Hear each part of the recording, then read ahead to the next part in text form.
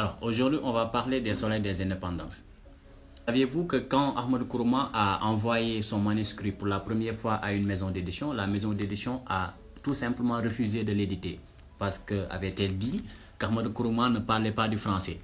Et justement, il a fallu maintenant 2 ans après que cette même maison d'édition-là accepte enfin de rééditer le livre Les soleils des indépendances.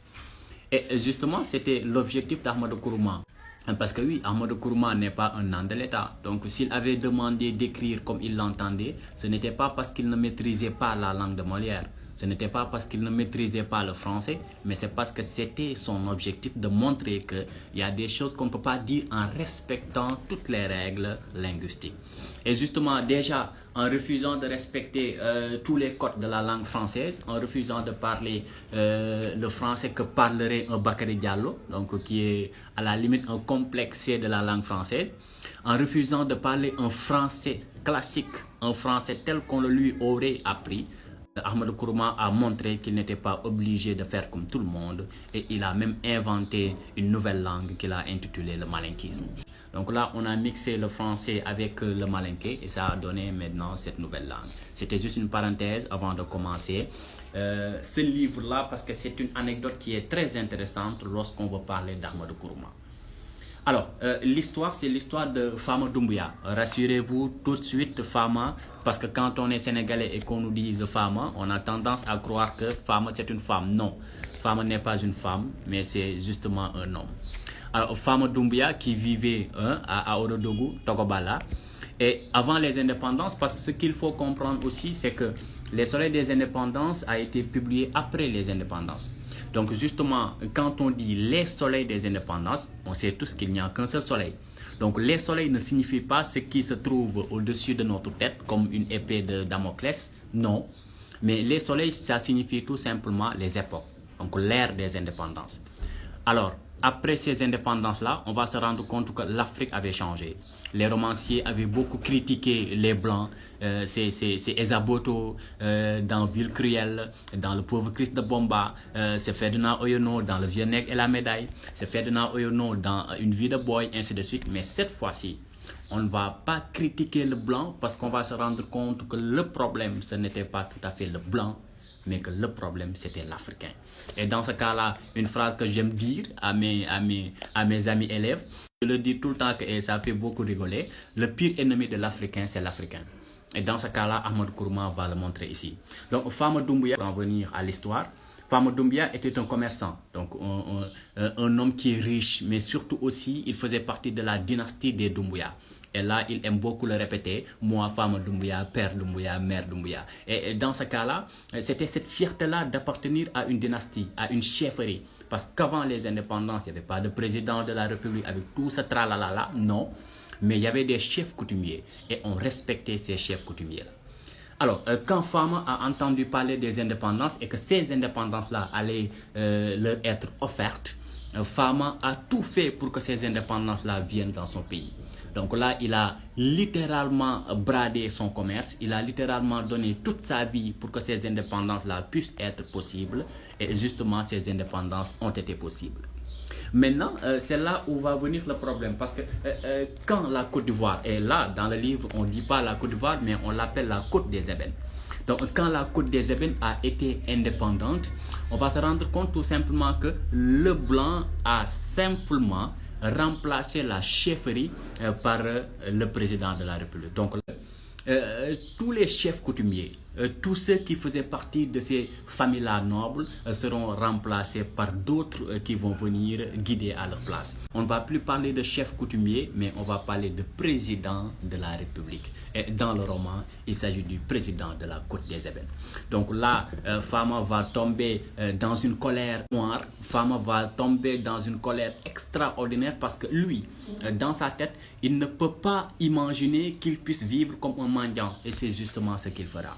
Donc Fama va passer d'un chef, Fama va passer d'un homme respectueux, Fama va passer d'un homme respectable, Fama va passer d'un noble à un mendiant, tellement mendiant qu'il est obligé de faire le tour des funérailles pour avoir quelque chose à mettre sous la dent.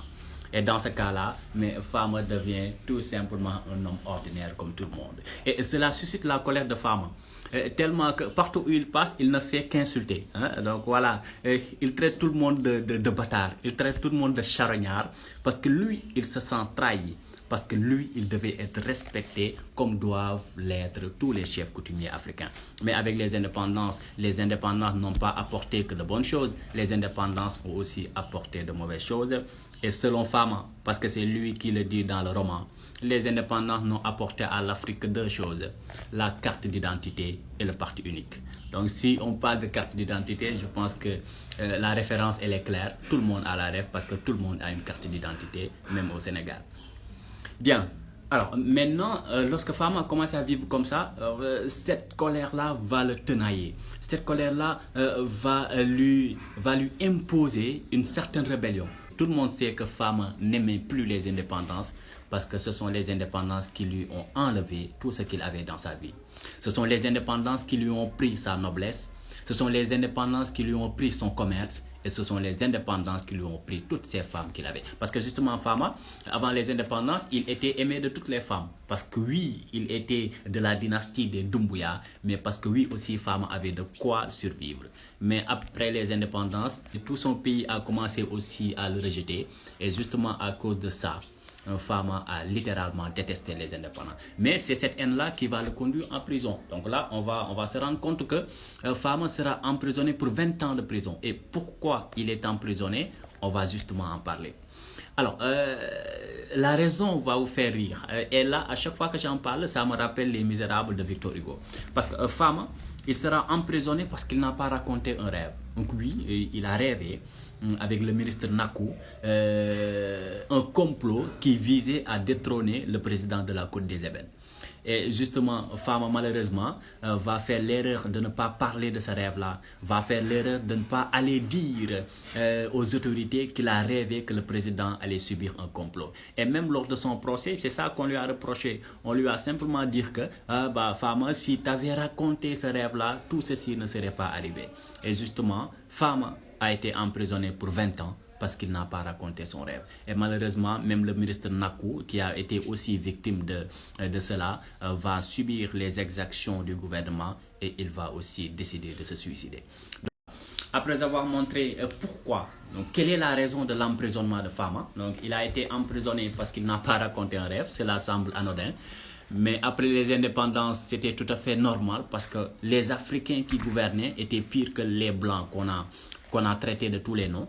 Les Africains qui ont gouverné l'Afrique étaient pires que les Blancs qu'on a essayé de chasser de notre Afrique. Et dans ce cas-là, Ahmadou Kourouma a essayé de le montrer dans cette histoire. Et en parlant d'Afrique, je vais même m'intéresser à une autre figure de ce roman-là, c'est Salimata, donc la femme de Fama. Parce que Salimata qui a été...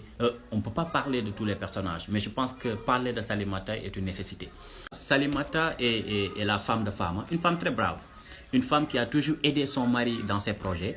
Mais malheureusement, c'est une femme qui a été excisée et qui a été aussi violée. Et elle a perdu tellement de sang qu'elle ne peut plus avoir d'enfants. Mais cette histoire-là nous rappelle un peu l'histoire de l'Afrique en tant que telle. Moi, j'essaie toujours de faire cette relation-là entre Salimata et l'Afrique. Parce que justement, Salimata, elle a été excisée et violée, raison pour laquelle elle est devenue stérile, elle ne peut plus avoir d'enfants. Mais c'est la même chose que l'Afrique. Parce que l'Afrique aussi, elle a été violée. Littéralement parlant. Et là, c'est juste une métaphore, mais je pense que tout le monde en sera d'accord. L'Afrique a été violée et elle a été dépouillée par l'Occident. Raison pour laquelle l'Afrique tarde toujours à sortir de l'eau, parce que justement, l'Afrique a été longtemps malmenée, a été longtemps dépouillée, a été longtemps violée et excisée, j'ai envie de dire, par l'Occident. Malgré toutes ces difficultés-là, Fama, avec beaucoup de ses amis, ont été emprisonnés. Et un jour, le président de la Côte des Ébènes, donc là c'est le président africain typique, un bon jour il décide tout simplement de les libérer sans procès. Donc voilà, pour montrer qu'il avait un bon cœur et tout. Et Fama, quand il ressort de prison, il n'est plus lui-même. Et dans ce cas-là, il a voulu sortir et aller dans son village. Mais en allant dans son village, il sera confronté à un autre problème. Parce qu'à la frontière, les gardes vont lui demander une carte d'identité. Et là, faut lire ce passage-là pour voir à quel point Fama il est fier. Et quand les gardes lui ont demandé une carte d'identité pour aller dans son propre village, mais Fama a senti que c'était le summum, que c'était le comble, que c'était le paroxysme.